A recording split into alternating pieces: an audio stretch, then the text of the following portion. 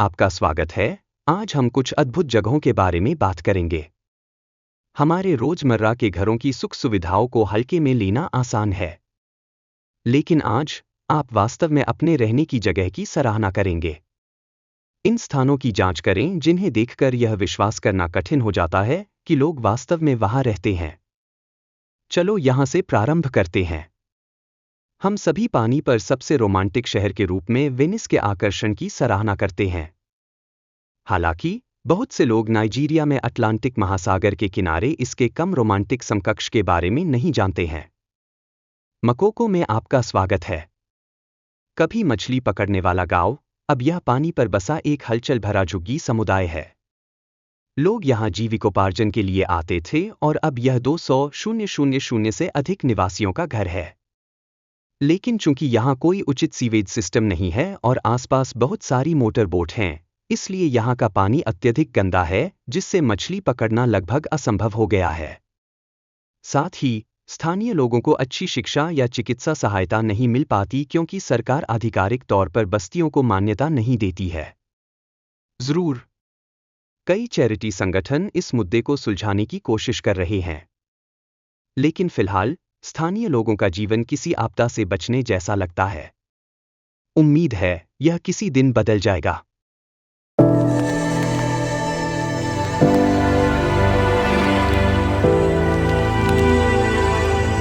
हमेशा ऑक्सीजन की कमी रहना कैसा लगता है? पेरू में ला रिंकोनाडा में लोगों से पूछें। यह शहर समुद्र तल से 3 मील ऊपर स्थित है, जो इसे पृथ्वी पर सबसे ऊंचा निवास स्थान बनाता है। लगभग 30,000 लोगों के लिए घर होने के बावजूद इसके निवासियों की जीवन स्थितियां वास्तव में चिंताजनक है। लेकिन लोग यहां क्यों रहते हैं? खैर, 2 बड़े कारण हैं: उम्मीद और सोने की खदानें। देश के कोने कोने से लोग जल्दी पैसा कमाने का सपना लेकर आते हैं। हालांकि स्थानीय कंपनियों की नीतियों के कारण केवल कुछ मुट्ठी भर ही ऐसा करने में सफल रहे।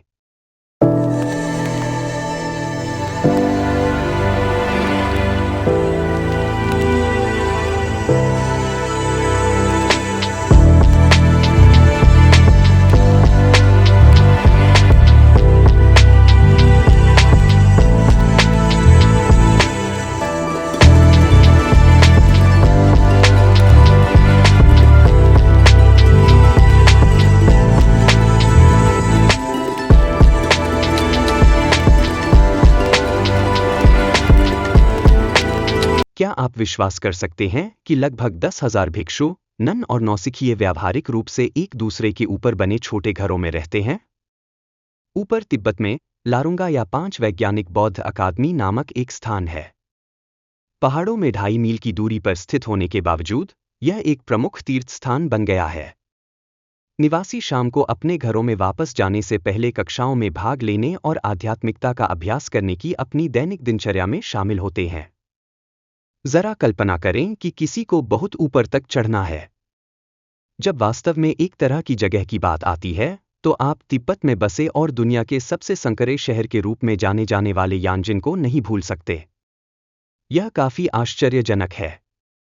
इसका सबसे चौड़ा बिंदु सिर्फ 1,300 फीट तक फैला है, और कुछ स्थानों पर यह मुश्किल से 130 फीट चौड़ा है।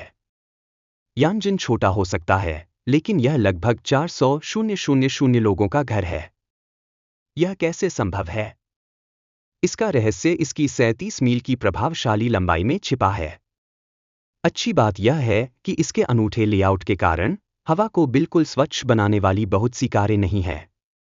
लेकिन फिर भी यह कल्पना करना कठिन है कि इतनी तंग जगह में इतने सारे लोग एक साथ कैसे रह पाते हैं।